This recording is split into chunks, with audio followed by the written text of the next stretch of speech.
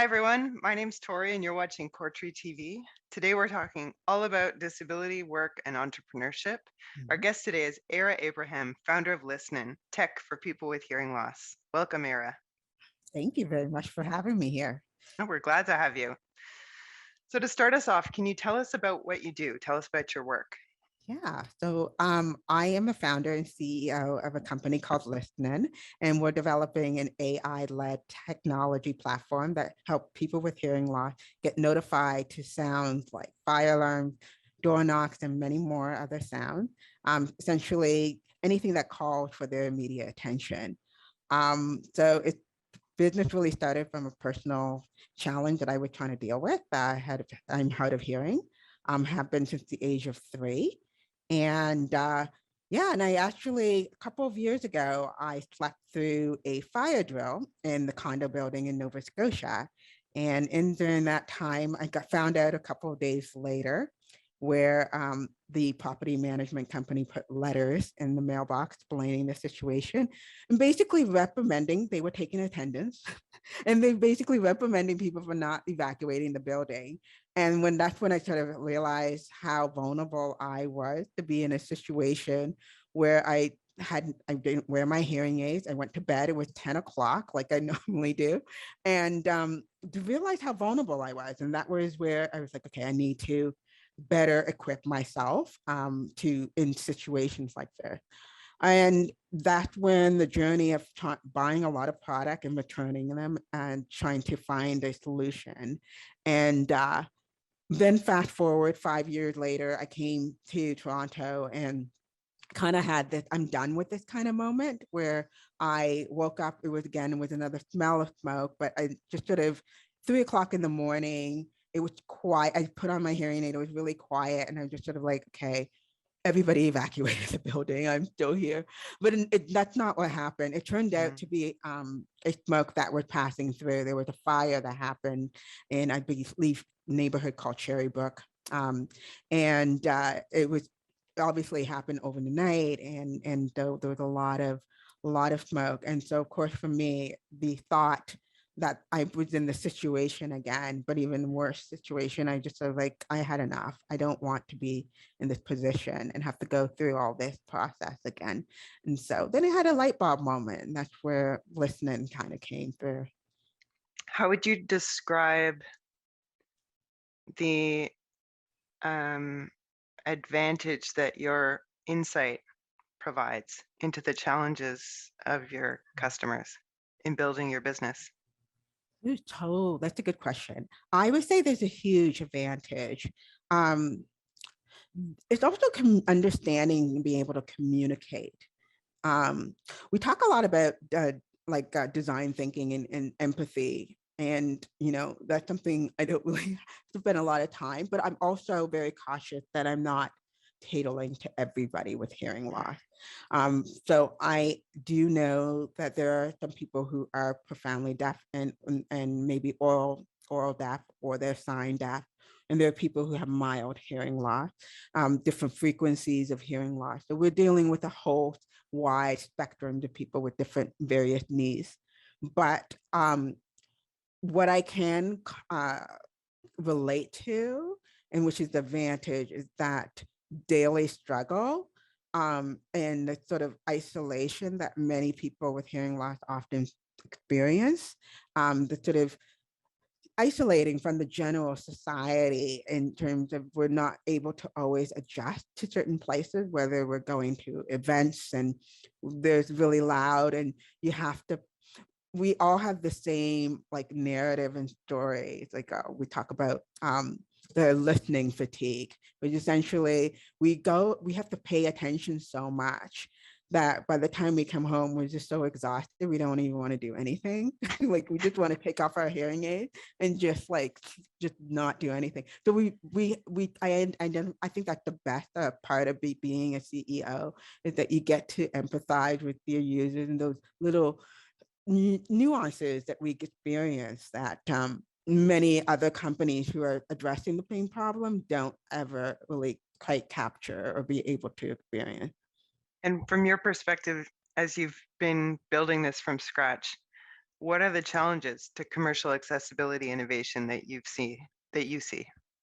I think there's a lot. I think one of the biggest challenge that I've seen is there's a few. I'm trying to put that. I'll start with one, and that's really the imbalance that I often see within this ecosystem. And I say imbalance in the sense that I love to see more of the people with disability being able to pay with their dollars and champion for good product with their money instead of having the government or other third party entities in control, because essentially um, capital and value tend to go align and hand in hand. And so I often worry about shift in priorities when it's not, when people with disability don't have the power in the say in the product and the development, and then be able to access what they truly value.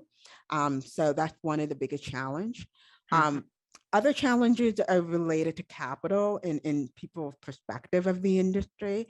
We often hear as CEOs and founders that there needs to be a mass market appeal, and some people, some of us just want to be. I think people with hearing loss, there's 466 million people. I think that is enough for me. Like that's enough, right? For when I hear this mass market appeal, I often think, well, okay, but I'm very passionate and devoted to this market. And I think there's a lot. I much rather see more product and solutions to address a variety of and within a niche this market, rather than trying to expand broadly. And I think it's a choice as a founder. So in order to get investment and capital, you're encouraged to look at it from a broader perspective. And I always believe, there's always multiple directions to the same destination where we all want to go. So I think that's one of my other challenges, yeah, that I see. And as a woman in tech, what's the impact of doing your own code? Well, it's interesting because I think when I graduated, I don't think there's a few of us who graduated from the program, and at the time, it was it was supposed to be a really good thing because they needed, like, people were looking for women in tech to work in any tech company. But unfortunately, we had a recession after that, and all the companies that were able to employ left, right, and center really didn't have any capital, and nobody was investing in tech at the time. And so it became a challenge, and which is why I actually pivoted away, because it's like I'm either going to sit and wait for an opportunity or not. But I would say that it, I was I when I had when I started my business, I often would go to campuses and talk and connect with students, and I started to realize things haven't really changed that much. So the same challenges that I was experiencing, some of the young students were going through it, and so that really prompted me to realize that there is still a challenge. And I say the challenges are mostly opportunities and network, but it's also the because of the culture that it was created in the tech, and versus, and I think I'm very mindful that as women we go through different stages in our lives, and some of us are having children, and how that can fit into the whole startup ecosystem, or tech ecosystem, can be very disjointed, and because that is a culture in itself. And so I think that that's where they always have the bro culture that is very ingrained, and I'm seeing it becoming more, people are more conscious about it, and companies are more aware of it and hiring women and diverse folks into the workplace. But there's also the other layer, rebuilding culture. So like now that you bring all these people in, how do they fit into this, what you're trying to create, this new space, and what does that new space look like? And so that's where you start to see a lot of people, particularly Black women or men in tech, drop out after they start working in these companies, because there's lack of diversity. They got hired when the one is the only, and then you're trying to fit into the culture that's really not defined with maybe your values or perhaps even your own experiences. And so I think there's a transition. So we're going to start to have to see a new way of a new culture and within the organization that is that representative of diversity. Yeah, and that's where I think a lot of people are struggling to figure out.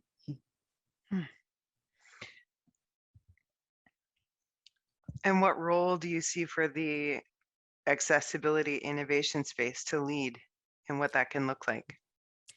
So true.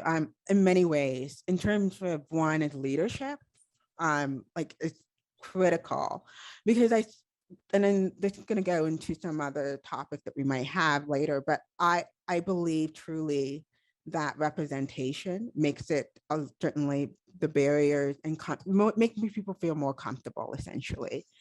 So when you have senior officials of diverse background and abilities, you can definitely see people feeling more comfortable.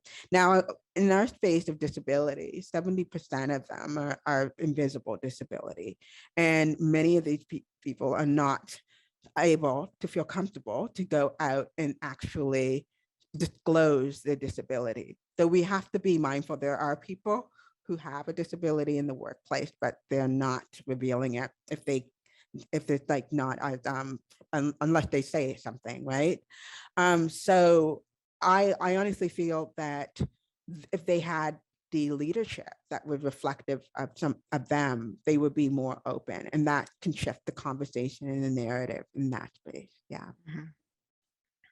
Okay, so thanks for joining us today, Eyra. How can people learn more about Lisnen?